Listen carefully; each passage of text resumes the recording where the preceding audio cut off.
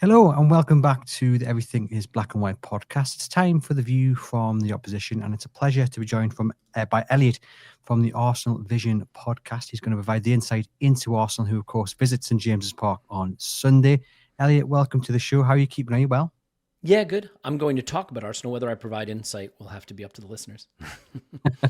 Well, I'm sure they will enjoy the episode. Both teams come into this clash on the back of victories in the Carabao Cup, which will give Newcastle huge confidence after a bit of a slow start to the Premier League campaign. For Arsenal, a little bit different. This sits second in the league, and they are 5 points behind Liverpool, but the campaign's started reasonably well for you guys.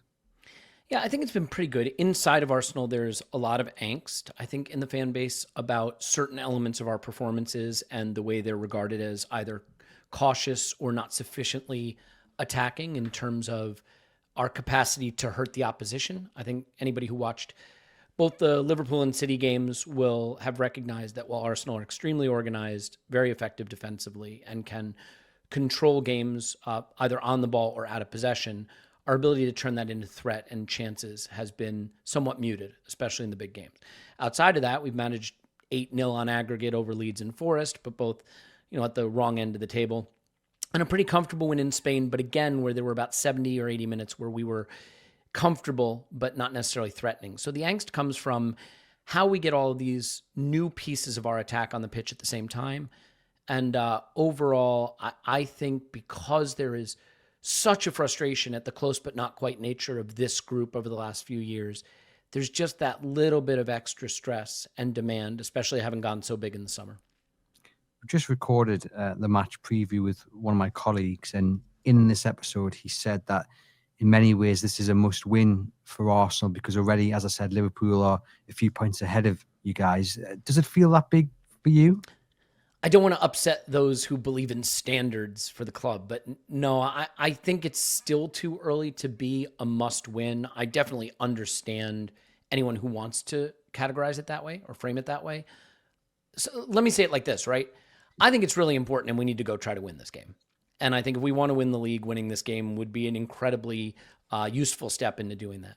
But I think it was 2 seasons ago, Liverpool were actually about 8 points ahead of Arsenal in January and finished behind both Arsenal and City from that position. Seasons can take a strange turn. I think Mohamed Salah is going to be going off to the African Cup of Nations. Hugo Ekitike has just been banned for taking his shirt off, celebrating a second goal against lower league opposition. Alexander Isak isn't integrated yet. They're having some issues, I think, with their fullbacks betting. And there's all kinds of things that can go wrong.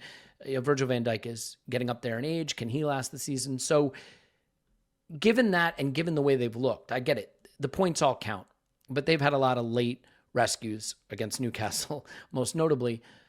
They're going to need to play better if they want to convince me that they're ready to run away with the league. And that's no disrespect to them or their quality. But the season's going to have vicissitudes that we can't predict. So without wanting to sound like I'm just making excuses, I think this is a game we have to try to win. I think we have to certainly play it with more of an intention to go hurt Newcastle and score goals and try to be more of a protagonist in the game. But any result in this game is not decisive to the outcome of the league season, certainly. Yeah, I agree with you. I think it is a little bit too early to be defining it as a must-win. In terms of Newcastle, what are you expecting from them? Because it is one of those teams where Mikel Arteta and Arsenal have struggled in recent seasons. Is it a bit of a bogey team for Arsenal, would you say, or is that a little bit unfair? Maybe a little bit. I mean, I think to be fair, Newcastle have been very good and very good at home the last few seasons. And so they're going to be a bogey team for a lot of teams coming to St. James's Park. It's a wonderful stadium. It's an incredible atmosphere that's created there. I watched the game against Barcelona. I thought it was a great game. Obviously, a tremendous environment to play that game for the players, and they're going to be well up for it. My hope, I think there's been some antipathy between these two teams. I'm not entirely sure what it's about specifically, but there certainly has been. And I think these games have been ill-tempered at times. Certainly the ones at St. James's Park. There's been a physical approach to it, and I'm not someone who's going to sit here and say football shouldn't be physical, so I'm fine with that as long as it's on the correct side of the line. What I would say is my hope is that maybe Newcastle have decided to hate Liverpool more than Arsenal this season because of the Isak saga. And so maybe some of the ire is directed more towards them than us. And if you're going to pull for anyone to win the title other than yourselves, other than Newcastle, then maybe it would be Arsenal over Liverpool. I don't know if that's actually the case. It seems like Bruno is always very emotional in these games, sometimes over the line, in my opinion, but I'm sure Newcastle supporters may feel differently. I think what makes Arsenal a little bit of a different proposition these days is we can certainly handle a physical battle. We have the players who can do that. Declan Rice can do it. Mikel Merino, if he's picked, can do it. Saliba and Gabriel can certainly do it. Yuri and Timber, no problem. Calafiori, whatever you think of him as being a more technical player, he's a big guy, very broad, very big, very physical. Gyökeres, I don't think he's up to speed in the league yet, but certainly he's physically capable of going shoulder to shoulder. So I think there's a capability to handle the physical battle of the game. And I think if you're going to compete with Newcastle at St. James's Park, you have to stand up to that side of the game. Not to say that Newcastle are just cloggers or anything like that, but there's a physical battle. I mean, with Joelinton and Bruno in particular, the size of the center backs, right? Dan Burn, Botman, there's a lot of beef there. And for a team like Arsenal that I think has depended on set pieces at times, I don't think that's going to be as available to us in this kind of game. So what I'm wondering is, will Mikel pick his more technical players who can create a different kind of challenge? Will Eze get to start? Could Ethan Nwaneri start if Martin Odegaard is not fit? If Martin Odegaard is fit, I'd expect to see him start. I think Arsenal fans were frustrated at what they regarded as an overly functional selection against City, similar to Liverpool with Zubimendi, Rice, and Merino. And that'll be an area of focus. So I wouldn't say a bogey side. I just think a good team that plays in a very specific way that makes it hard for teams to go and win, especially at St. James's Park. Yeah, it's a bit of a fortress, although it hasn't been recently, and hopefully though Newcastle can get back to winning ways and making it a place where visiting teams don't like to come to.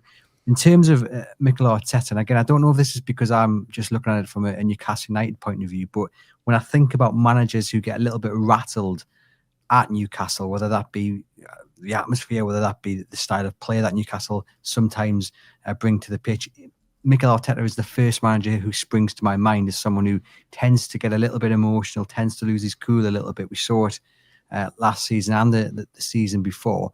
Is he like that with other opposing teams? Is that kind of his style, or is it specifically to do with Newcastle, do you think? Yeah, look, he's very young. It's easy to forget because he's now been here a while, but he's very young. He's a former player. He's not as far removed from his playing days as a lot of other managers that are out there. And he is emotional, and that's who he is. And I think he's so intense. I mean, I've had the pleasure to, have him speak at a live podcast that we did in May.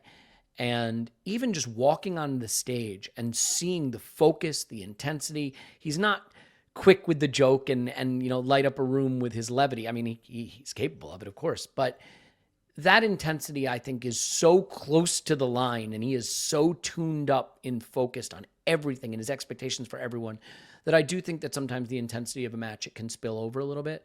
Now, to the extent that I think that matters, you put me in the camp of someone who doesn't necessarily think that a manager's touchline antics are particularly relevant to what the players go out and do. I always think you can tell the way the players fight for their manager, the way players fight for one another, their willingness to sign up to stay at a club, that tells you what they think. And the news is broken today as we're recording this that William Saliba is going to be staying at Arsenal till 2030. News that Liverpool fans may not like if they hope to keep Ibrahim Konate. So, I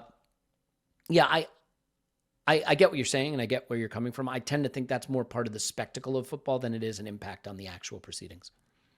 Interesting. And in terms of how Arsenal approach this game on the pitch, I suppose it's also going to depend on how Newcastle United play. And there's plenty of debate to whether Newcastle go with three centre-backs, as they have done previously against Arsenal when it worked really well in the semi-final of the Carabao Cup, or whether they stick to what Eddie Howe tends to turn to, which is kind of the four at the back, three across the middle.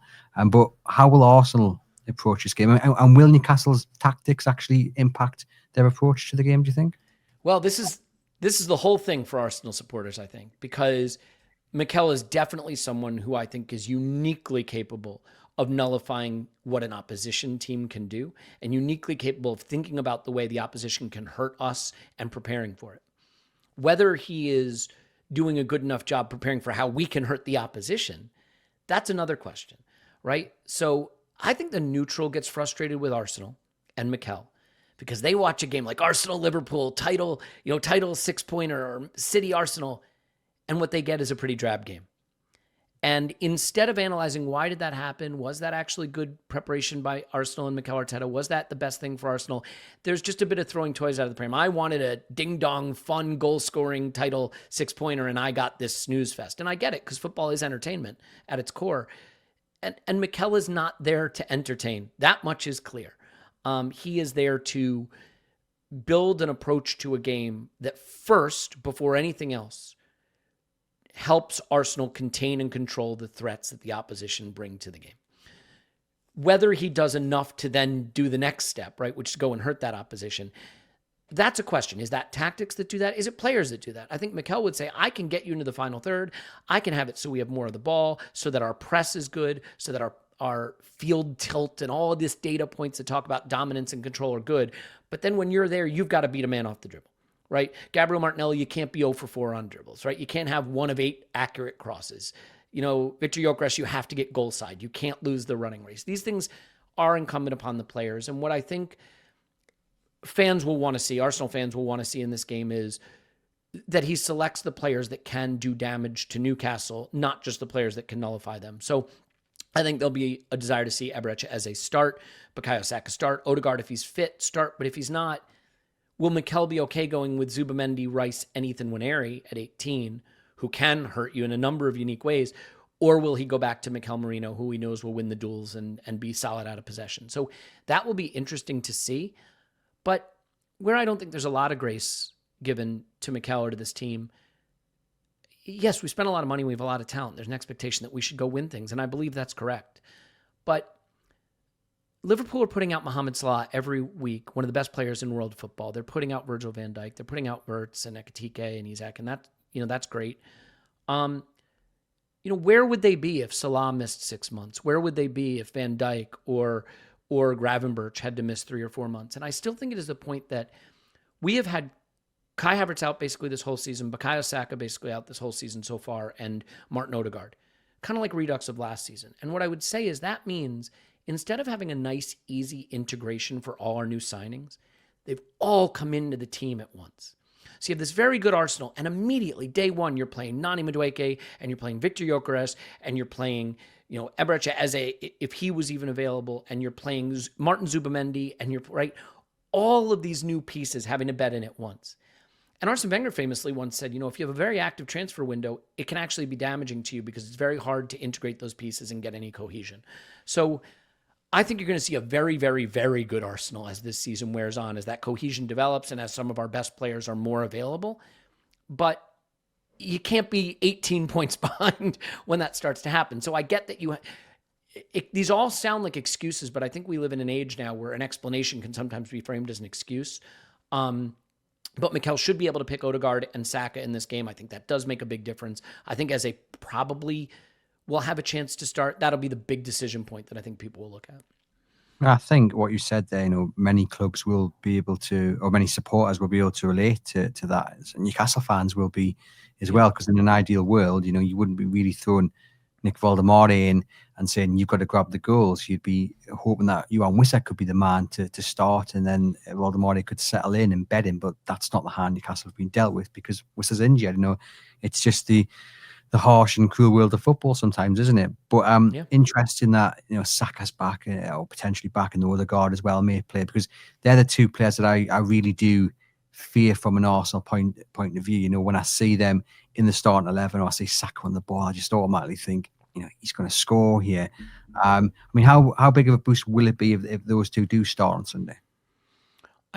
It's huge. It's absolutely huge, and I think. I don't want to do a disservice to Nani Madueke, who in our new 1-in, 1-out policy is now going to miss 2 months himself after, I think, an excellent start to life at Arsenal. But as great as Madueke has been, beating a man, getting to the byline, getting into dangerous positions, really helping us carry the ball up the pitch when we've not been able to progress it, his end product is not as good as Bukayo Saka's, and that's no discredit. Bukayo Saka is one of the best players in the world. We saw him play 60 minutes against Port Vale, and I think he played very much within himself, managing himself back into the game. Obviously, I want to see that burst from him. Does he trust those hamstrings, which have caused him problems in the last year? But he's a huge influence for us. Odegaard being back would be a huge influence for us because those triangles on the right-hand side are a really important way we play. Not to mention that if you're Victor Gyökeres, you could be forgiven for saying, I'm coming under a lot of criticism for my initiation of the Premier League, but I've got Mikel Merino and Declan Rice and Gabriel Martinelli feeding me and no Odegaard and no Bukayo Saka. And again, with respect to the initial players I mentioned, they're not going to give you the same level of service that Odegaard and Saka will. So I do hope to see them in there. And I think they give us the ability to not just control a game, but potentially turn a game in our favor. I think there'll be two key battle areas, won't there, in this game? One will be the centre of midfield, where it's likely to be Bruno, Tonali, and Joe Linton. If he goes 5 at the back, that of course might change a little bit. And the other one will be the wings and the battle of the fullbacks as well. And we'll start with, I suppose, the wings, because we've been talking there about Saka. So probably Tino Livramento at left back, with Kieran Trippier playing right back. And Tino has been absolutely fantastic in a position that isn't his first choice position, but he's had to fill in there because Lewis Hall has been injured. He's coming back now. He's played the last couple of games, but I still think it'll be Tino who starts there, simply because Arsenal carry so much threat on the wings. Yeah, I think the plan, and I'm not a keen Newcastle watcher as much as anyone who will be listening to this, so I want to be careful about verging into the territory talking about Newcastle and seeming out of my depth. My expectation is I think maybe a 5, and just an effort to really congest the central areas of the pitches and not let us play through there. We are often too comfortable just going around the block instead of inside of the block, and Newcastle are not going to give us those areas inside of the block to play. And then a lot of the burden does fall on the wide players to find a way past, and suddenly you're up against 2 on the outside because you've got a wing back plus a left-sided center back or right-sided center back who can come and help. The thing about how we do in this game is the first goal, because I think if Newcastle get a first goal and can really sit and make it difficult for us, I think Newcastle are as good as anybody in the league at keeping people out and repelling attacks from that situation. Then suddenly Anthony Gordon can sprint away into space, and it gets a bit scary. But if we get a goal and Newcastle has to be a little bit more adventurous, teams that come on to us get absolutely slapped. Just ask PSV in the Champions League last year. They got behind and they came at us. They watched us score 7 at their ground. We can do that, right? We did put 5 past leads. We did put 3 past Forest, pretty much at a canter. But it's really not something we do effective. I was going to say we don't score a lot of goals until we score the first goal. That's obvious. But what I mean is that teams have been able to nullify us. But if we get a goal and that plan is out the window, then they find us a very difficult proposition. Because first of all, I think out of possession and with our pressing, we're as good as anybody. So once there is a burden to come onto us and start to try to play through us, that's where we can take the ball off you and cause problems. I expect this to be a really important game for Zubimendi, who has to make sure he doesn't get trapped and caught, but also has to be willing to distribute in tight spaces. Will we try to test the inside of the Newcastle block? Will we try to find Eze popping up in a half space or Saka coming a little more central? Will we play it to Gyökeres' feet, which is not his strength? Do we want to lose the ball in those areas and be vulnerable to counters? These are all going to be really fascinating tactical battles. But I expect the pattern of the game to obviously be very physical, very compact in the center, not a lot of room for either team to operate, and a lot of emphasis on the wide players trying to beat their men. It's just fascinating to kind of try to work out how Eddie Howe lines up his team, because if you look at the team against Barcelona, it was 4 at the back, and Newcastle were pressing high. They were forcing Barcelona into some scrappy passes, and we've seen that as well against some of the top teams in the Premier League. I guess if Newcastle do employ that tactic, how will Arsenal handle that? If they're right in their face, are Arsenal team that try to pass it around the back? I'm glad you asked that, because actually one thing we've added to our game a little bit, we saw it a lot in preseason. We haven't seen it quite as much since the season started, but I think there's still a plan for this. We're going long earlier and playing a bit more direct.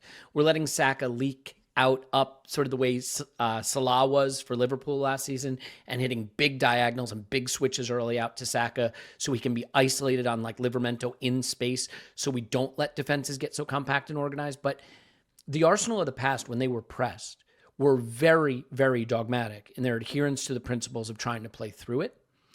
I think you will see us be willing to go over the top a little bit more and more direct and long balls earlier.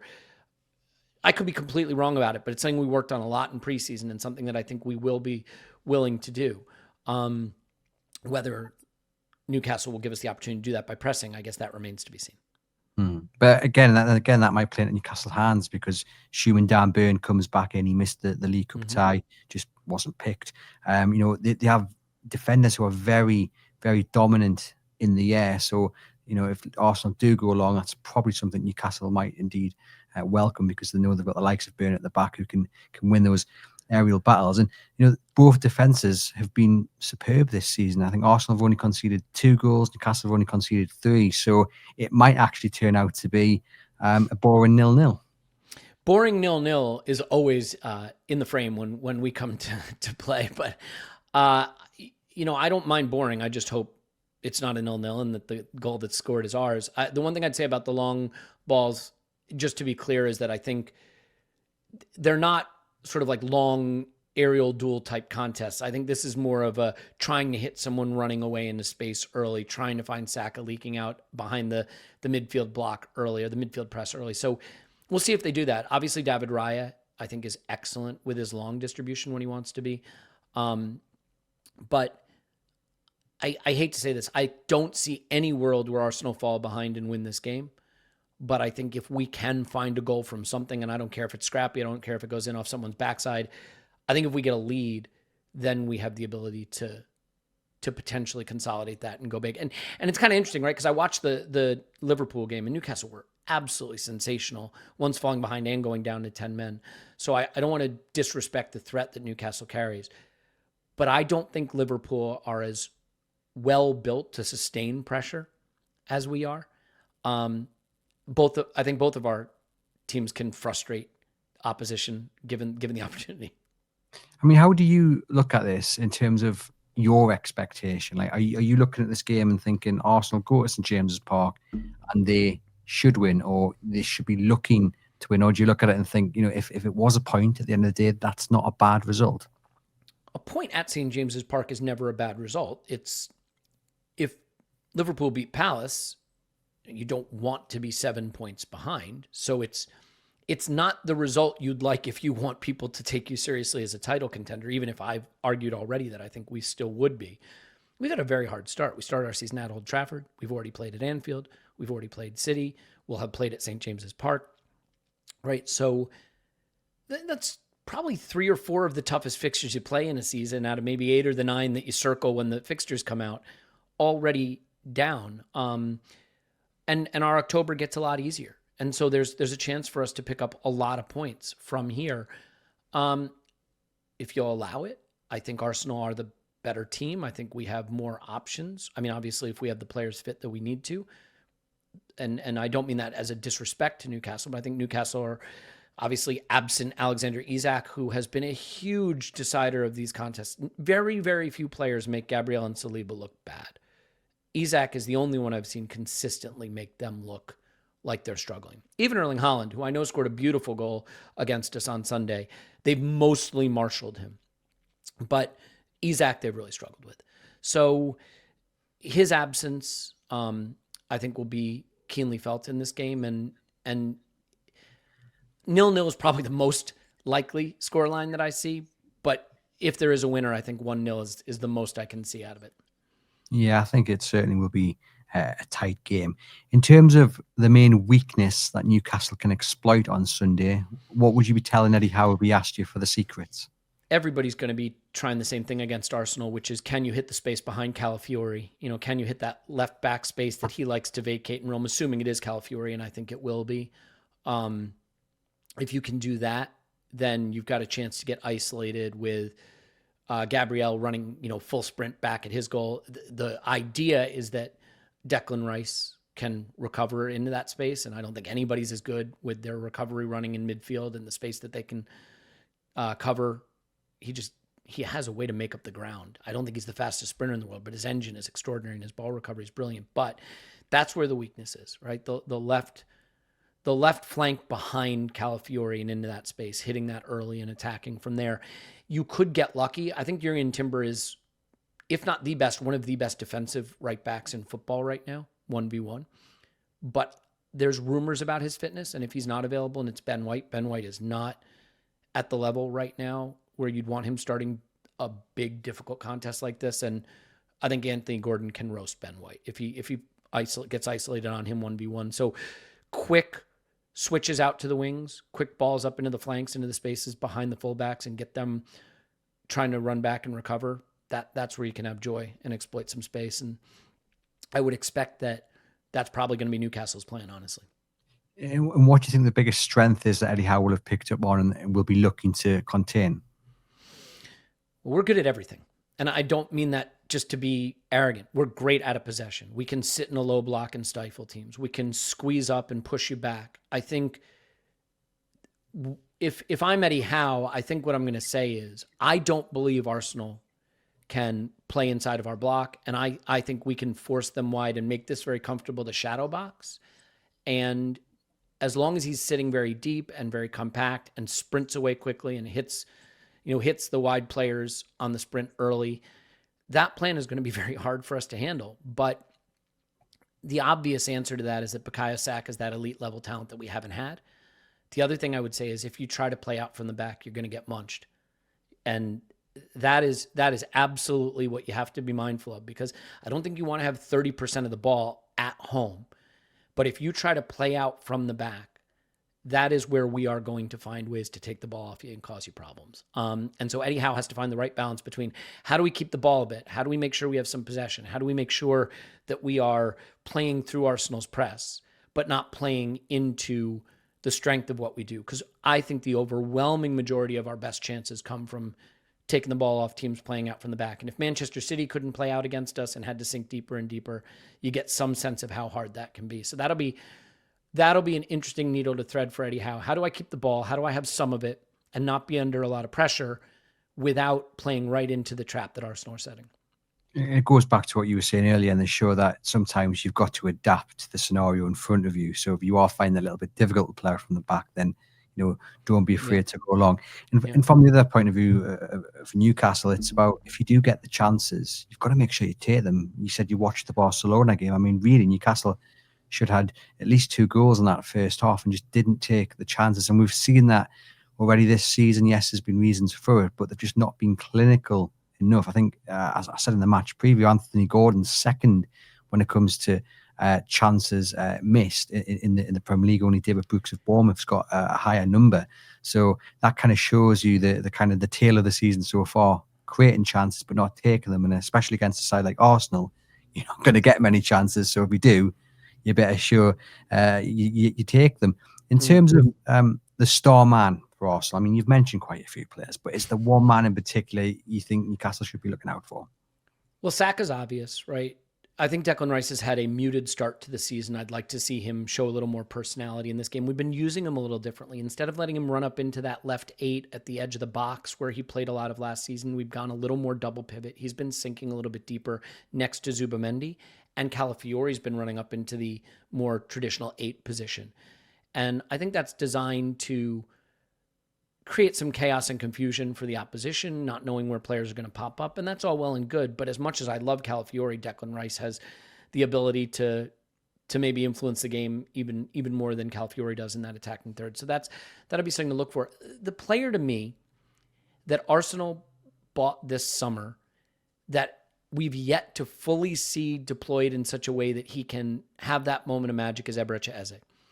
Victor Gyökeres is having a bit of a rough introduction to the Premier League. He still has 3 goals, so you'll take it, right? I mean, if you're saying a striker hasn't integrated well, but he's already scored 3 times, that's a good start. But Eze knows the league really well, obviously. He's that kind of player that can take a little moment when you didn't think anything was there and make a goal or score a goal. And I just want to see Mikel find ways to deploy him to do that. So while the obvious answers would be Saka or Rice or Odegaard, all these players that we know already, I think Eze has the unique ability to take a moment that you didn't think carried threat and turn it into a goal. And I'd love to see Mikel deploy him in a way to do that this game. And he scored against Port Vale, didn't he? He played 81 minutes. Like Newcastle, actually, there was quite a few players who played 90 minutes. Bruno, Joe Linton, to name 2. who will likely start on Sunday. And you've got Eze, like I say, they're playing quite a few minutes against Port Vale. Were you shocked at that? Not really, because first of all, he only played a half against City, who wasn't selected from the start, so he came on at halftime. He hasn't played that much for us yet. I think Mikel is easing him in. And in his post-match comments after Port Vale, he talked about what Eze's role is. He said he'll play some from the left, some from the center, either on the left or the right. But we want to find ways to get him in those pockets where he can really influence the last action. And so you have to remember how we got Eze. We looked at him early on in the window, and then it went quiet for a long time, and I really don't think he was in the plan. And then Kai Havertz got injured, and we pulled the trigger very quickly. Now, I know Mikel has huge affection for Eze because of his attitude and obviously his quality and his love for the club, but I don't think he was a priority target for us. And so I think while we know he has tremendous talent, I think Mikel is still trying to determine what role he wants for him. Leo Trossard started off the left against Manchester City, not Eberechi Eze. I thought he'd come in and just be our left wing option, but that has not really been the case yet. He laid on a beautiful assist for Gyökeres against Forest. His goal was really well taken against Port Vale. He had a great assist in Spain against Bilbao, over the ball over the top. So the quality is there. And I'm not surprised he was given that much time against Port Vale, because I think Mikel is trying to get him to learn his teammates and his teammates to learn him. And he just needs more time to do that. Cohesion, as we discussed earlier, is a really important and underrated part of football. So I think it was with that in mind, just getting him more familiar. Yeah, certainly so.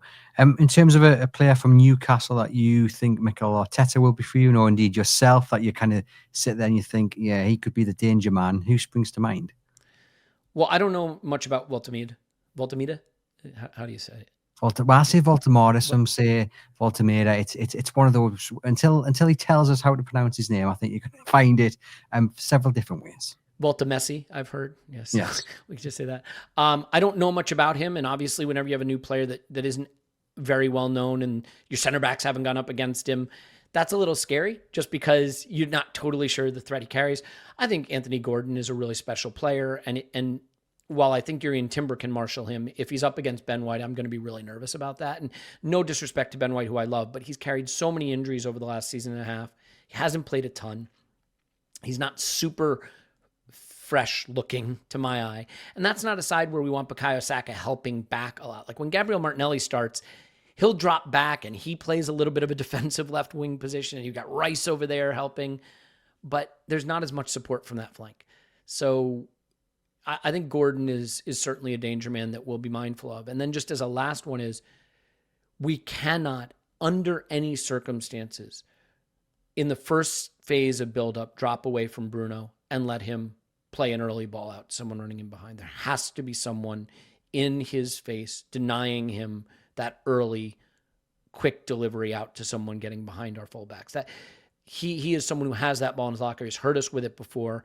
I've seen Bruno Fernandes do the same thing to us, where they drop really deep to receive in the first phase. No one goes with them, and then they spray the ball out to a winger running away. So Anthony Gordon and Bruno Guimaraes would be the two that I'd want to keep an eye on. Yeah, like we said earlier, that midfield battle is going to be so interesting, because I genuinely do think if Newcastle's midfield is fit and firing, which just hasn't been so far this season, Tonali, Joelinton, Bruno, that it is arguably the best midfield in the Premier League. That won't be agreed upon maybe by other fans, but that is my opinion. All that remains to be done then, Elliot, is to get your score prediction. How is Sunday going to go? I'll speak from the heart and say 1-0 to the Arsenal. I just think it's going to be very cagey, very tight, very physical. I do think the ref has a big role to play, not in the whole conspiracy theory, they're out to get us kind of thing, but more in terms of, is the referee going to let this be a physical contest, or is the referee going to stamp his authority on it early? Because both teams want to be physical, by the way. I'm not just pointing a finger at Newcastle in that, but I think that, if a Joelinton or a Bruno's on a yellow card after 10 minutes, that's going to really change the midfield battle, as it would for us if Declan Rice is. So I think keeping an eye on that and the ability to stay physically engaged versus having to play a little bit more withdrawn, that could have a really, really big impact. But yeah, I'll say 1-0 to the Arsenal, and I'd take it. I would absolutely bite your hand off for it. If we're relying on referees to do something right, then we're all in trouble. I'd just like to see some consistency, because we haven't seen any of that, especially St James Park this season. You get some fouls penalised or players booked, and then the same foul by another player on the opposition doesn't warrant anything. It's crazy, but that's a whole different episode, isn't it? I'm sure we could rant for a long time about referees and VAR. Yeah, my heart says a 1-0 to Newcastle. My head says a 1-1 or even a 0-0 draw between the two sides. I mean, I would take a point if offered now. I would love a win. So I go with my heart. It's going to be a Newcastle United win. But that's what we do. We go with the heart, and we're not always right. I'll just say too, I think, and this may affect Newcastle more than Arsenal, but we have a home game against Olympiacos in the Champions League in midweek. We've run that course, the Champions League course, pretty effectively before. I think we're pretty comfortable. We got to win in Spain.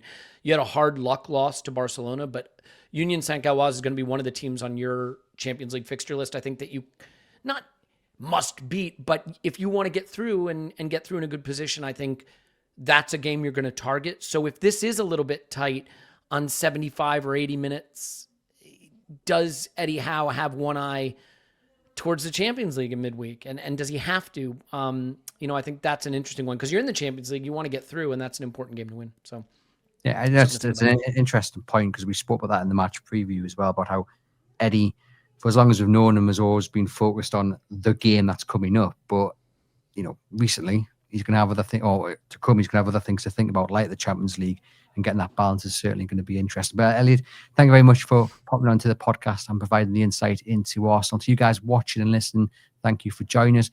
Please do get into the comments. I'll get back to you. Leave us a rating and review on the audio-only platform. Remember to click the link in the podcast description box for a special discount offer on your NordVPN plan. Support the podcast and stay protected while browsing public Wi-Fi. I'll be back on Monday, hopefully celebrating all 3 points for Newcastle United. Until then, enjoy the weekend.